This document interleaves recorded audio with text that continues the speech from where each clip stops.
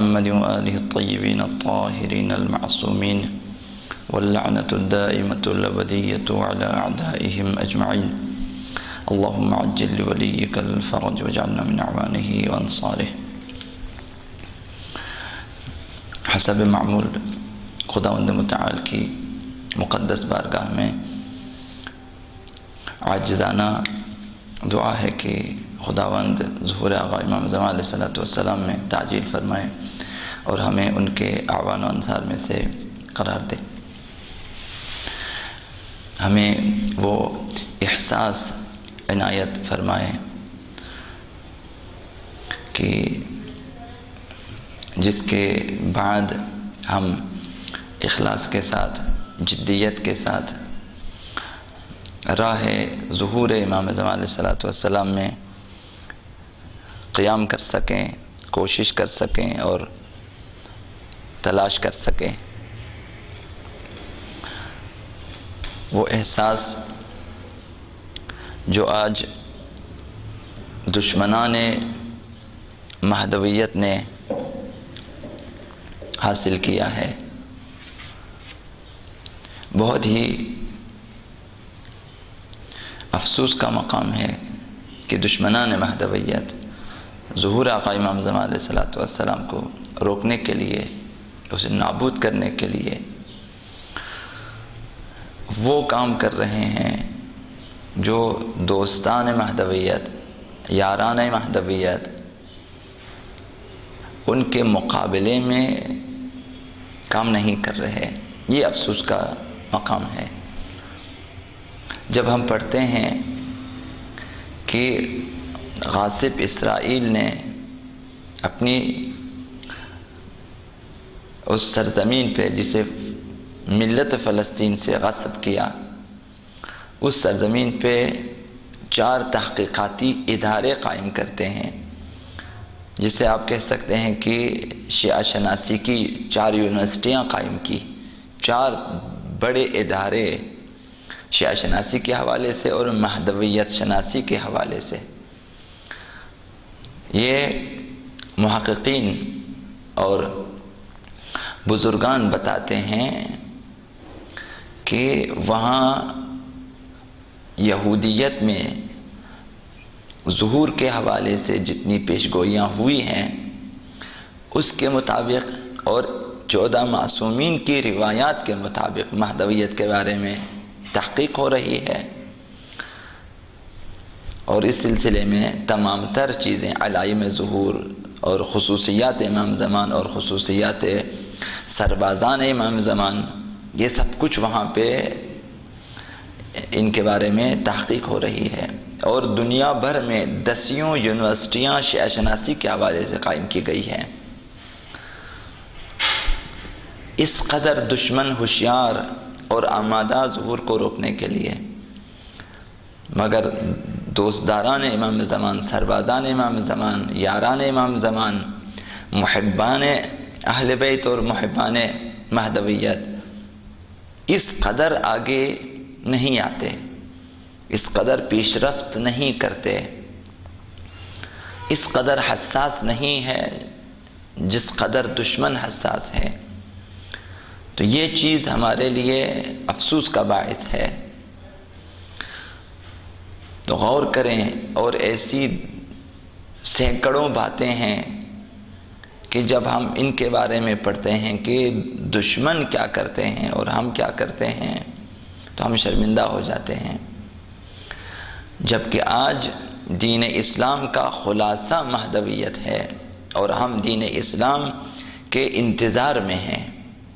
ہمیں انتظار ہے کہ اسلام کی حکومت اور اسلام کی بالادستی قائم ہو جائے، جو کہ مہدویت کی صورت میں ہے، ظہور آقا امام زمان اور انقلاب مہدویت کی شکل میں ہونی ہے.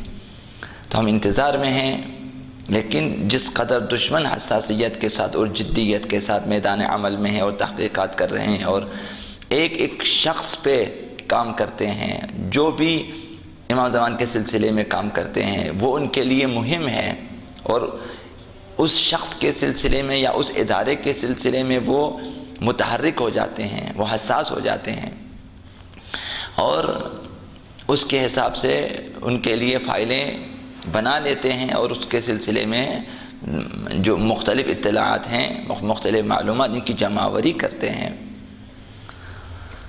لیکن ہم ہیں کہ اپنی نمازوں کے باوجود، اپنی روضہ خانے کی مجلسوں کے باوجود، اپنی دعاؤں کے باوجود، ان سب کے باوجود ظہور کے سلسلے میں، مہدویت کے سلسلے میں حساس نہیں ہے۔ وہی پرانی روش ہے اور جا رہے ہیں، اور معلوم بھی نہیں کہ کس طرف جا رہے ہیں۔ تو لہٰذا خداوند متعال سے دعا کریں، ہر نماز کے بعد دعا کریں، شبہائے قدر میں، شبہائے جمعہ دعا کریں، صبحائے روزہائے جمعہ دعا کریں کہ خداوند ہمیں وہ حساسیت عنایت فرمائے، وہ جدیت عنایت فرمائے کہ ہم مہدویت کے لیے، ظہور آغا امام زمان کے لیے، غلبہ اسلام کے لیے، حکومت جہانی مہدویت کے لیے، اور زمین سازی کے سلسلے میں اور دشمن شناسی کے سلسلے میں حساس ہو جائیں، متحرک ہو جائیں، جدیت کے ساتھ، تلاش و کوشش کے ساتھ میدان عمل میں آ جائیں۔ تو ہمیشہ دعا کریں، ممکن ہے کہ خداوند ہمیں حساس کر دے، مضطرب کر دے، بے قرار کر دے مہدویت کے حوالے سے۔ ہمارے لیے مہدویت جان سے زیادہ عزیز ہونی چاہیے۔ جس قدر ہم اپنی جان کے لیے حساس ہوتے ہیں، اسے سردی گرمی سے بچا لیتے ہیں، اس کی دیکھ بھال کرتے ہیں، اس سے کہیں زیادہ ہمیں موضوع مہدویت حساس ہونا چاہیے، مہم ہونا چاہیے۔ مہدویت کے سلسلے میں نہ سوچنا یعنی اسلام سے ہم غافل ہیں، ظہور کے بارے میں ہم نہیں سوچتے یعنی ہم اسلام کے بارے میں نہیں سوچتے، یعنی ہمیں اسلام کی ترقی اور پیش رفت ان چیزوں سے اصلا سروکار نہیں ہے۔ تو لہٰذا سچے منتظرین کی صفات میں یہ حساسیت اور یہ اضطراب اور یہ شعور و شغف اور یہ عشق و محبت ہے جو کہ ایک سچے منتظر کو آرام سے غفلت کی نیند سونے نہیں دیتے۔ تو لہٰذا آ جائیں، اپنے آپ کو سرباز امام زمان قرار دیں، اس سلسلے میں خود کو میدان محاذ جنگ پہ تصور کریں کہ مہدویت اور دشمنان مہدویت کے ساتھ اس جنگ میں آپ محاذ پر ہیں، اور وہ بھی سر فہرست صف اول میں ہیں، لہذا آپ کو حساس ہونا چاہیے۔ جیسا کہ عرض کیا کہ سچے منتظرین کی نشانیاں ہوتی ہیں جو ان کے کردار سے واضح ہو جاتی ہیں۔ تو اپنے بارے میں سوچیں، اپنے بارے میں دیکھیں اور دقت کریں، کیا مجھ میں ہے کوئی نشانی جس کے مطابق میں مطمئن ہو سکوں کہ میں مہدویت کے لیے کام کرتا ہوں، اور مجھ میں ایک شوق ہے، ایک عشق ہے، ایک محبت ہے، ایک علاقہ ہے، ایک چیز ہے مہدویت کے حوالے سے، تاکہ یہ اطمینان ہو سکے کہ مورد نظر اہل بیت ہیں، کم از کم محب اہل بیت ہیں، کم از کم ناکامی کی طرف نہیں جا رہا، کامیابی کی طرف رواں دواں ہے۔ لہذا ہمارا وظیفہ ہے ایک منتظر امام زمان علیہ السلام ہونے کے ناطے کہ ہم آئیں، اپنی اصلاح کریں، اور اپنی اصلاح کے بعد معاشرے کی اصلاح کریں۔ اور تیسری اہم ذمہ داری جو کل عرض کی آپ کی خدمت میں، شروعات کی وہاں سے، وہ یہ ہے کہ خود کو نا امیدی کی وجہ سے، معاشرے کی اکثریت کے گمراہ ہونے کی وجہ سے، معاشرے میں آپ کے کاموں کے سلسلے میں کوئی خاص نتیجہ برآمد نہ ہونے کی وجہ سے نا امید ہو کر خود کو ماحول کی آلودگیوں میں آلودہ نہ ہونے دیں، یعنی اپنی حفاظت کرنا، اپنی پاکیزگی کو برقرار رکھنا، اپنے ایمان کو برقرار رکھنا اور خود کو بھی آلودہ نہ ہونے دینا، یہ خاص نشانی ہوتی ہے۔ جب ہر جگہ فساد کا بازار گرم ہے، چاروں طرف فساد ہی فساد ہے اور انحراف ہی انحراف ہے، فساد فکری ہے، لوگوں کی فکریں گمراہ ہو چکی ہیں، لوگ غلط سوچتے ہیں، اور فساد عملی ہے، لوگ برے اعمال انجام دے دیتے ہیں، فساد اخلاقی ہے، لوگوں کے اخلاق شیطانی اور طاغوتی ہو چکے ہیں، لوگ برے اخلاق کے مالک ہو چکے ہیں، فساد اقتصادی ہیں، لوگ جائز و ناجائز ہر طرح سے کماتے ہیں، ناجائز کماتے ہیں، ناجائز خرچتے ہیں، ناجائز کھاتے ہیں، ناجائز لیتے ہیں، ناجائز دے دیتے ہیں، فساد اقتصادی ہے، فساد جنسی ہے معاشرے میں کہ جنسی بے راہ رویاں عام ہو چکی ہیں، مرد و زن دونوں گرفتار ہیں فساد جنسی میں۔ پوری دنیا میں آپ دیکھ رہے ہیں کہ فساد جنسی کو جو ہیں پروان چڑھا رہے ہیں، اور اس کے حق میں لوگ آگے، حکومتیں اس کے حق میں ہیں، فساد جنسی کے حق میں حکومتیں وہاں بل پاس کرتی ہیں۔ جس طرح سے ابھی آپ حالات حاضرہ کے حساب سے دیکھیں گے کہ ہم جنس گرائی کے بارے میں قانون پاس کیے جا رہے ہیں، اور اسی طرح سے مختلف فسادات عام ہو چکے ہیں معاشرے میں۔ ایک مومن دیکھتا ہے کہ یہ کیا ہوا کہ ہر طرف، چاروں طرف میرے اطراف میں فساد ہی فساد ہے، گمراہی ہی گمراہی ہے، اور اکثریت کا دامن، اس معاشرے کے افراد کی اکثریت کا دامن ان فسادات میں آلودہ ہو چکا ہے۔ بہت سے دیندار بھی آلودہ ہو چکے ہیں، بہت سے افراد جو دیندار کہلاتے ہیں، مومن کہلاتے ہیں، نماز گزار کہلاتے ہیں، ان کے دامن بھی آلودہ ہیں۔ تو پھر ایک سچے منتظر یہاں اس کا امتحان ہوتا ہے، یہاں وہ خود کو ہر قسم کے فساد سے بچا لیتا ہے، اگرچہ معاشرے کی اکثریت نے فساد کو قبول کیا اور اپنے دامن کو آلودہ کیا ہے، اور اپنی فکر کو خراب کر دیا ہے، اپنے دامن کو آلودہ کیا ہے، لیکن میں ایک سچا منتظر ظہور، منتظر یعنی امیدوار ہیں، وہ اس یقین کے ساتھ کہ ظہور ہوگا، اور میں پاکیزہ دامن کے ساتھ، پاکیزہ کردار اور پاکیزہ اخلاق کے ساتھ، پاکیزہ عقیدے کے ساتھ، پاکیزہ فکر و نظر کے ساتھ میں نے ظہور سے ملاقات کرنی ہے، میں نے اس انقلاب کو دیکھنا ہے، میں نے اس مہدوی معاشرے میں قدم رکھنا ہے پاکیزگی کے ساتھ۔ لہٰذا ایسے موقع پر جبکہ بہت سے دیندار افراد بھی روحی اور نفسیاتی کشمکش میں مبتلا ہیں کہ اب کیا کیا جائے، ہر طرف گھر میں، گھر سے باہر، معاشرے میں، معاشرے سے باہر، شہر میں، شہر سے باہر، گلی کوچوں میں، اور اس سے باہر ملک میں، اور اس سے باہر ہر جگہ فسادات ہیں، اور سب دونوں ہاتھوں سے فسادات کو خرید رہے ہیں، پھیلا رہے ہیں، جبکہ سب آلودہ ہو چکے ہیں۔ ایسے میں ایک سچا منتظر خود باختگی کا شکار نہیں ہوتا، وہ شکست قبول نہیں کرتا، وہ اپنے آپ کو ضائع ہونے نہیں دیتا، وہ نا امیدی اور مایوسی کے دلدل میں نہیں پھنستا، جبکہ دنیا کی اکثریت پھنس چکی ہوتی ہے، اور یہ خیال کرتے ہیں کہ اب اصلاح کی کوئی امید نہیں ہے۔ اکثریت اب بھی، ہمارے معاشرے کی اکثریت اب بھی یہی کہتی ہے کہ اب کچھ نہیں ہوگا، اب اس قدر خرابیاں پھیل چکی ہیں، اس قدر معاشرہ خراب ہو چکا ہے، اب تبلیغات سے، نشر و اشاعت سے، وعظ و نصیحت سے کچھ نہیں ہونے کا، نا امید ہو چکے ہیں۔ ایسے میں ایک سچا منتظر خود نا امید ہو کر خود باختگی کا شکار نہیں ہوتا، کیونکہ یہ مایوسی، یہ خود باختگی کردار کی تعمیر و ترقی اور روح اصلاح گری کے لیے زہر قاتل کی طرح ہے۔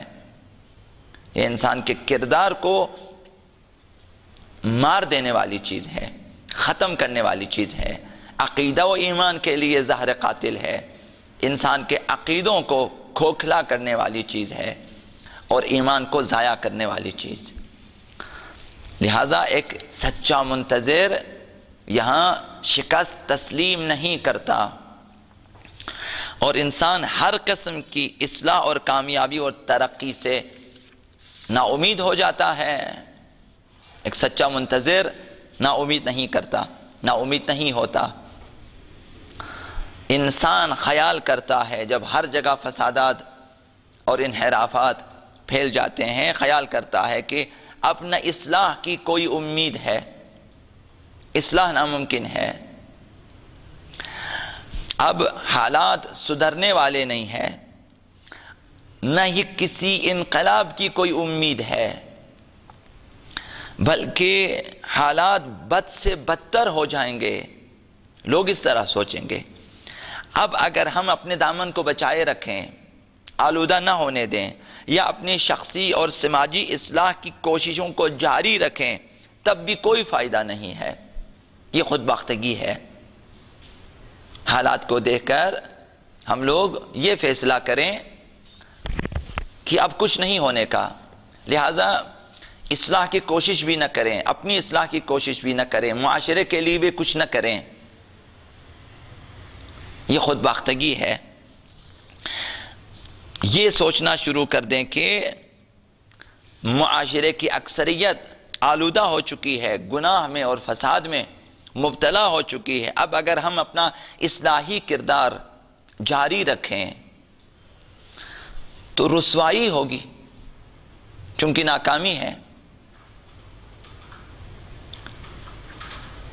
انسان یہ خیال کرتا ہے، ایک دن وہ آتا ہے کہ جب انسان تبلیغ کے لیے اقدام کرتا ہے، نشر و اشاعت کے لیے اقدام کرتا ہے، جب معاشرے کی اصلاح کے لیے قیام کرتا ہے، تو آج وہ حالت ہے کہ لوگ رسوائی کا خوف رکھتے ہیں کہ کہیں ہمیں شرمندگی نہ ہو جائے، کہ لوگ ساتھ نہ دیں، لوگ تعاون نہ کریں، لوگ ہماری محفلوں میں شرکت نہ کریں، لوگ ہمارا ساتھ نہ دیں، اس وجہ سے ناکامی ہوگی۔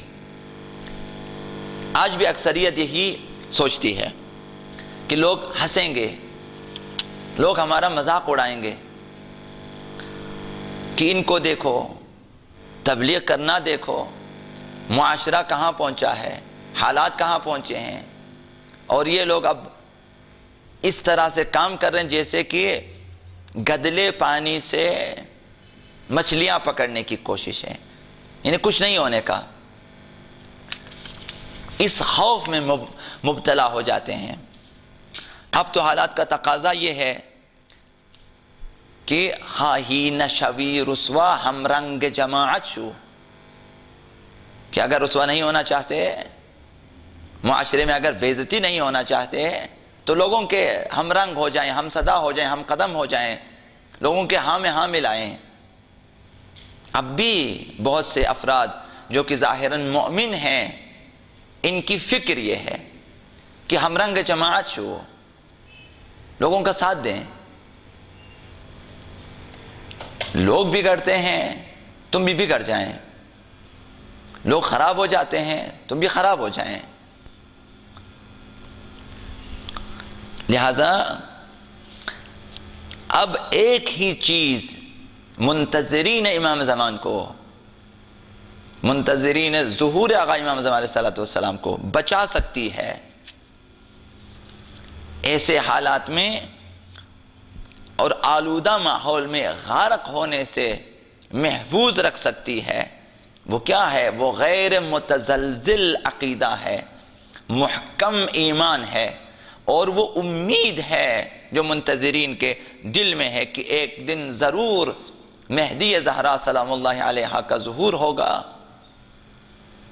اور ہم کام آئیں گے،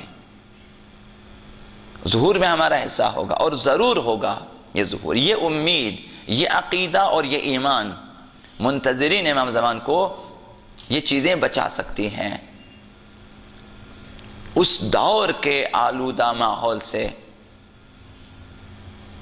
دنیا اس وقت ہستی ہوگی مگر ایک سچا منتظر پرواہ نہیں کرے گا، دنیا مذاق اڑائے گی مگر وہ پرواہ نہیں کرے گا۔ وَلَا يَخَافُونَ لَوْمَةَ لَائِمٍ، دعائے ندبہ میں بھی یہ جملہ ہے، قرآن میں بھی آیا ہے کہ مؤمنین واقعی، منتظرین واقعی کی خصوصیت یہ ہے وَلَا يَخَافُونَ لَوْمَةَ لَائِمٍ، ملامت کرنے والوں کی، ملامت کی پرواہ نہیں کریں گے۔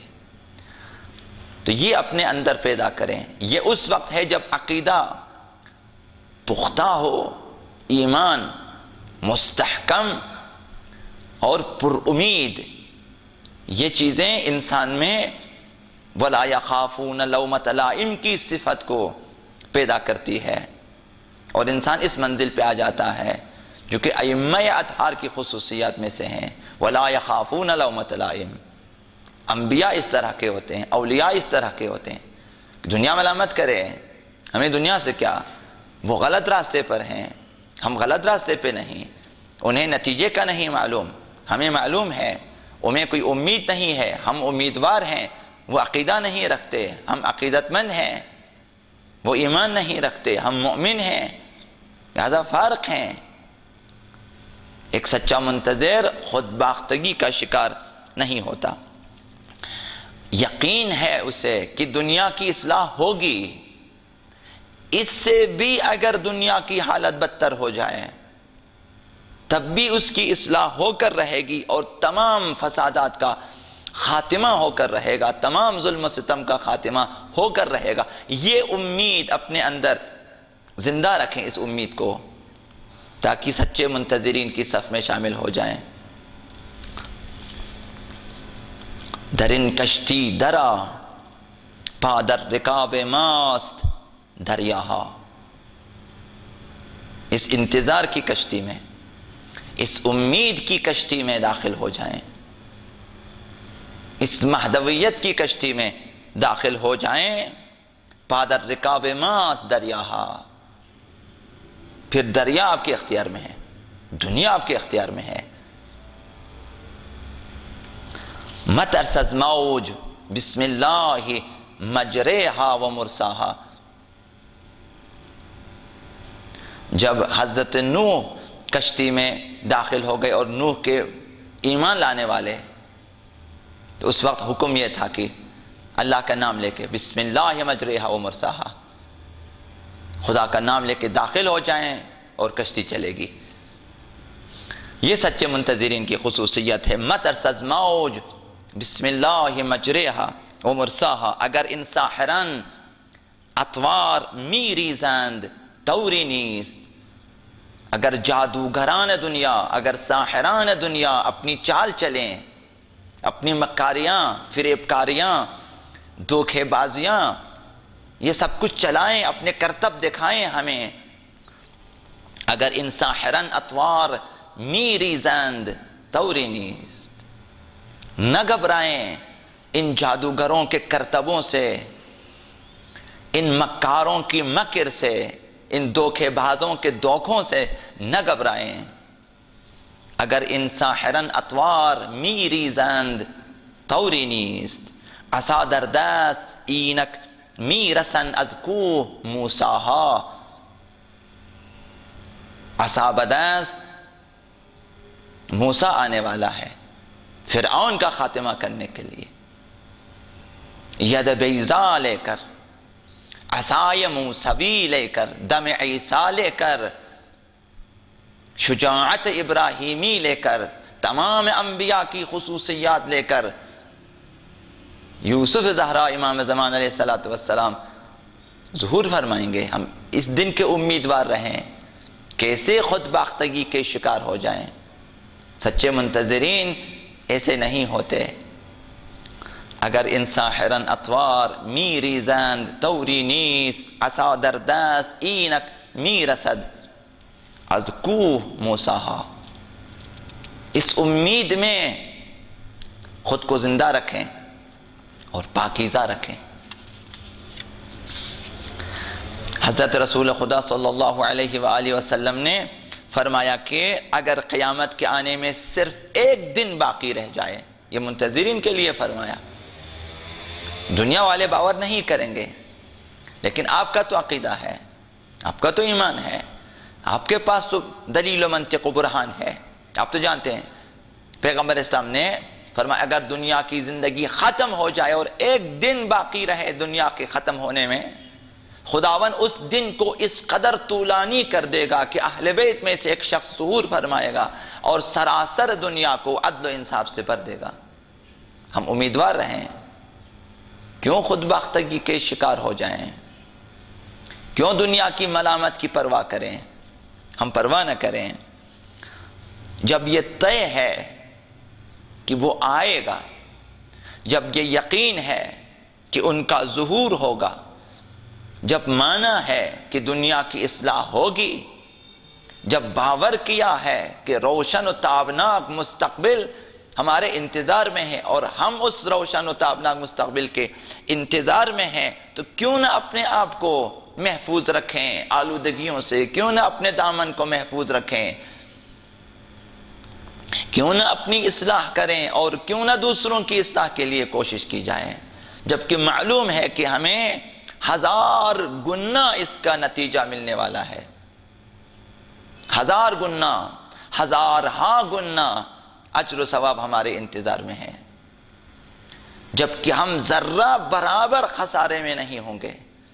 آج جو لوگ ہنستے ہیں کل وہ لوگ روئیں گے، جبکہ یقین ہے آپ کو، دلیل ہے آپ کے پاس، منطق ہے آپ کے پاس، لاجک ہے آپ کے پاس، فکر ہے آپ کے پاس، ایمان ہے آپ کے پاس، یہ سب کچھ ہے ہونے کے باوجود کس قدر بے وقوفان دنیا کی ہنسی میں ہم خود باختگی کے شکار ہو جائیں، ان کے مذاق میں ہم اپنے آپ کو، اپنے ایمان کو، عقیدے کو، باور کو، یقین کو، امید کو ختم کر دیں۔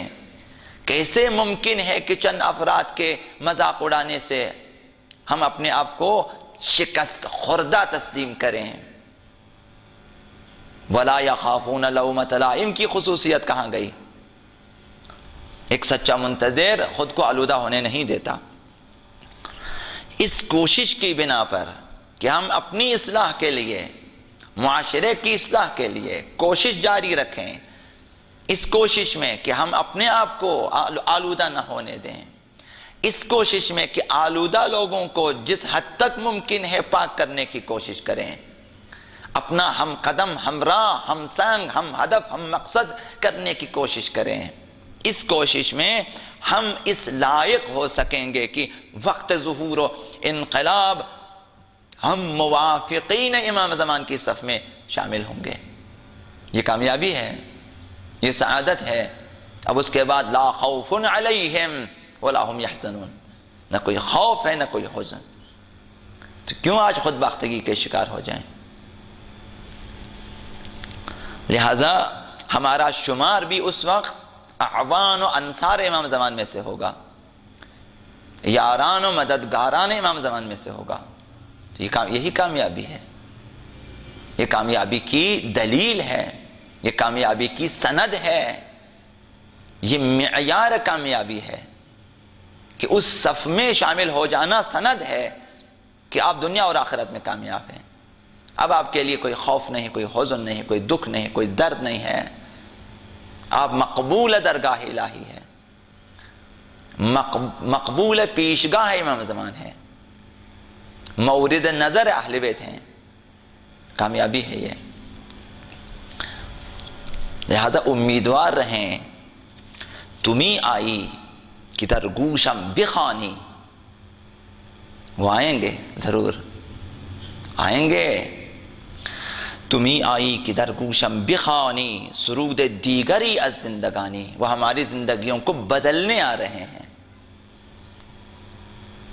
اس رنج محن اور تکلیف و فسادات سے بری زندگی کو بدلنے کے لیے ہے، روشن زندگی، حیات سے بھرپور زندگی، معنوی حیات سے بھرپور زندگی، پاکیزہ حیات سے بھرپور زندگی دینے کے لیے وہ آ رہے ہیں۔ تمہیں آئی کہ از گوشم بخوانی سرود دیگری از زندگانی، خودم در یک روایت دیدہم کی تو ہم وقتی کی می آئی جوانی.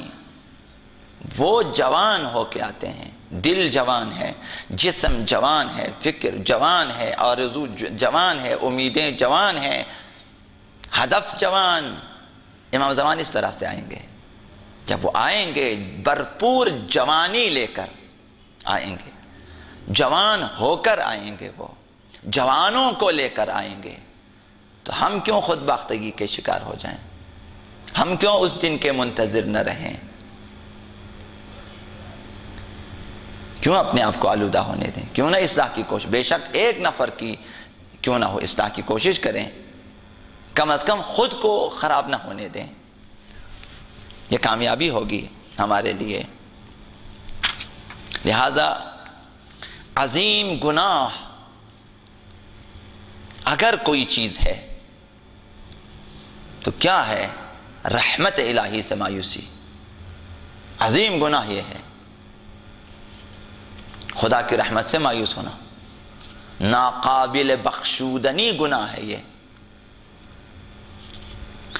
اس لیے جب انسان رحمت الہی سے مایوس ہو جاتا ہے، نا امید ہو جاتا ہے، تو کبھی بھی وہ اصلاح کی فکر نہیں کرے گا، کیونکہ نا امید ہے.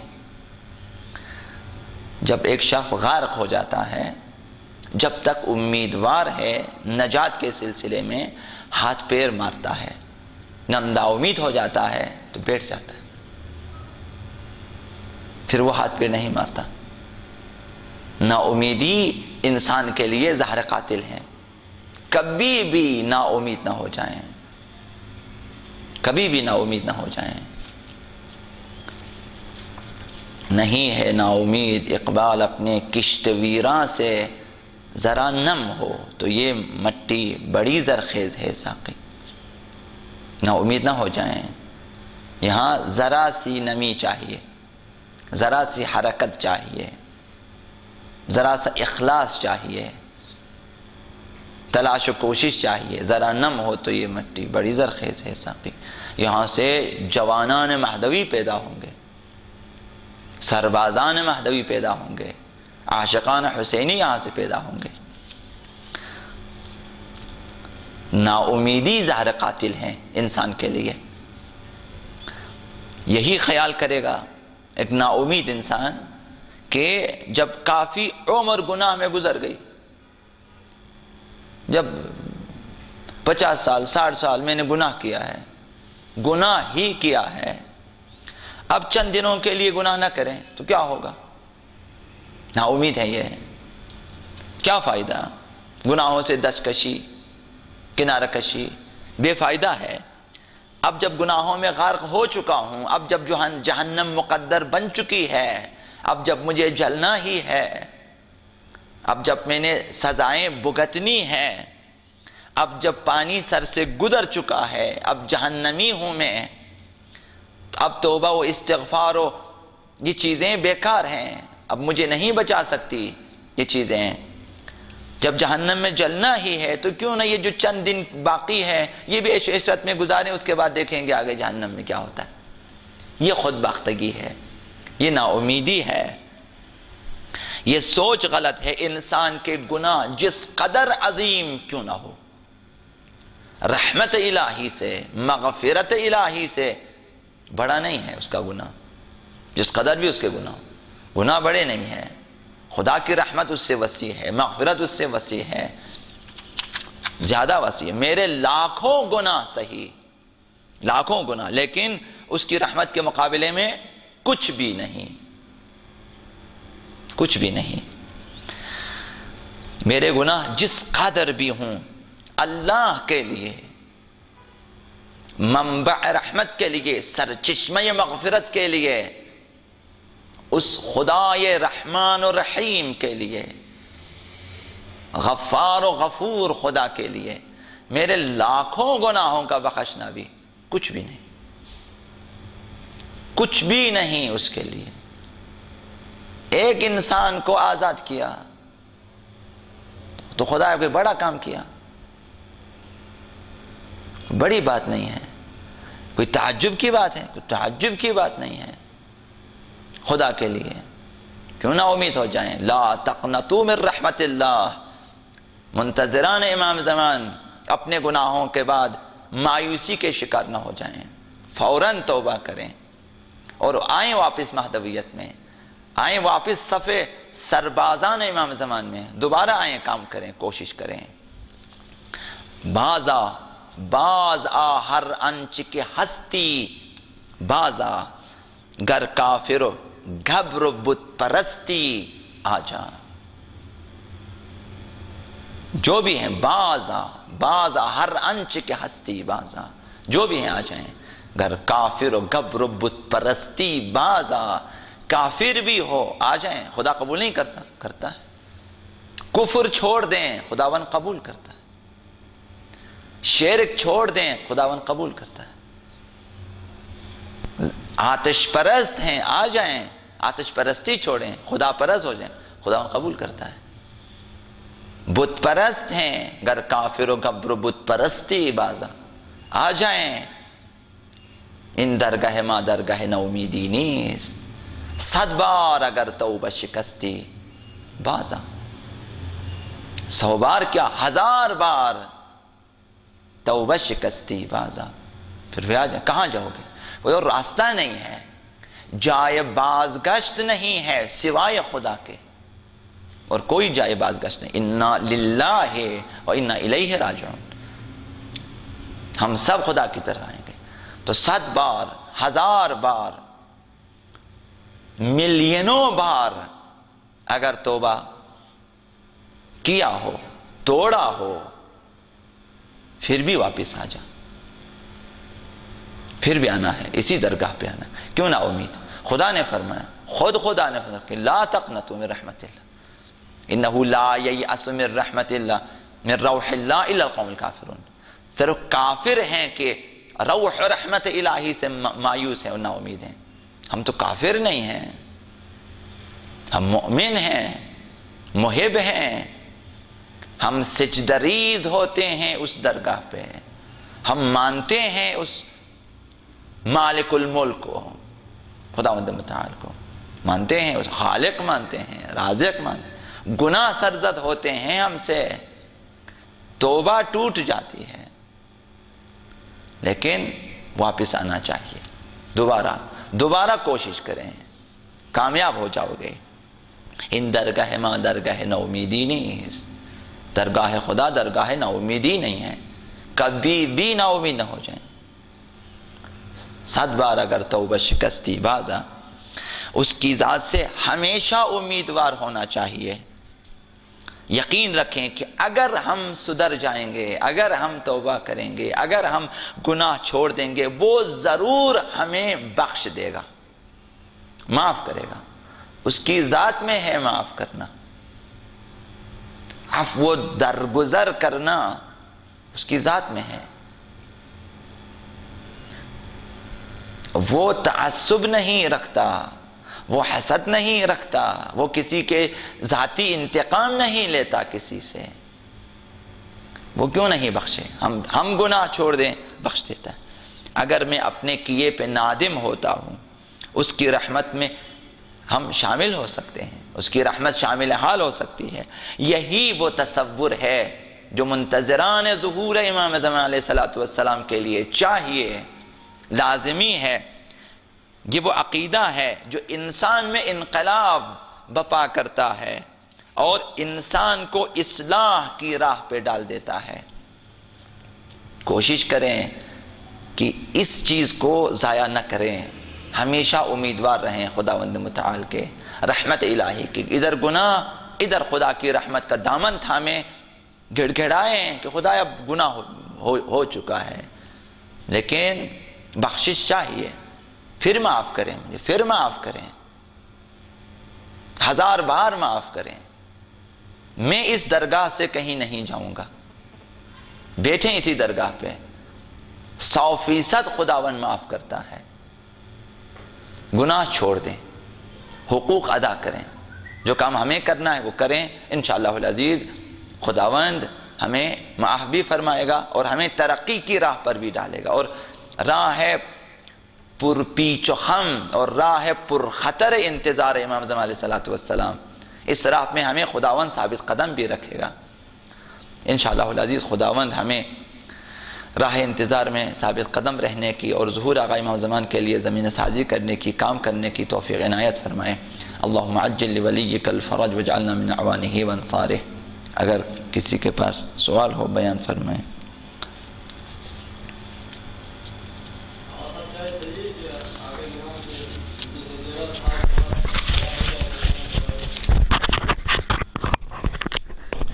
ممکن ہے کہ 313 وہ ایک گروپ ہیں جو امام کو فی الفور درکار ہیں، جو شاید ابھی تک بعض علماء کے بقول ابھی تک وہ 313 بھی برابر ہو چکے ہوں معلوم نہیں ہے۔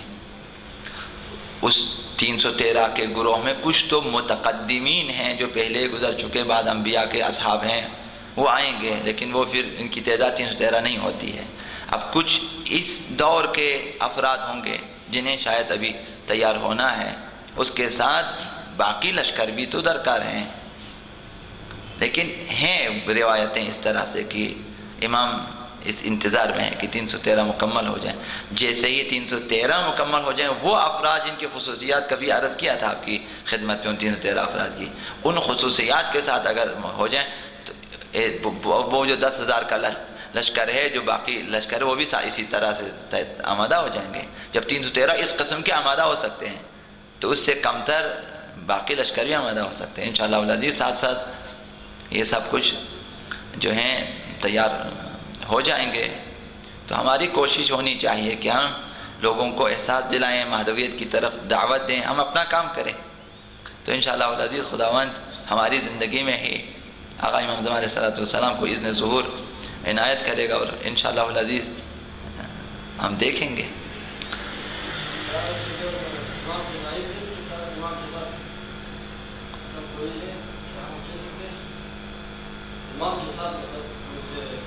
جی ہاں، بہت سارے افراد ان کے ساتھ ہو سکتے ہیں، البتہ قطعاً یقیناً کچھ نہیں کہہ سکتے، چونکہ امکان سے خارج نہیں ہے۔ امام یکا و تنہا زندگی گزار ایسے شاید نہ ہوں۔ بہت سارے افراد کے بارے میں ہیں کہ امام اپنے ساتھ رکھتے ہیں، امام کے پاس جاتے ہیں اور واپس آتے ہیں۔ بہت سارے افراد امام کے ہو سکتے ہیں، خود امام بھی افراد سازی میں مصروف ہیں، جیسا کہ بعض علماء کا جو ہے نظریہ ہے۔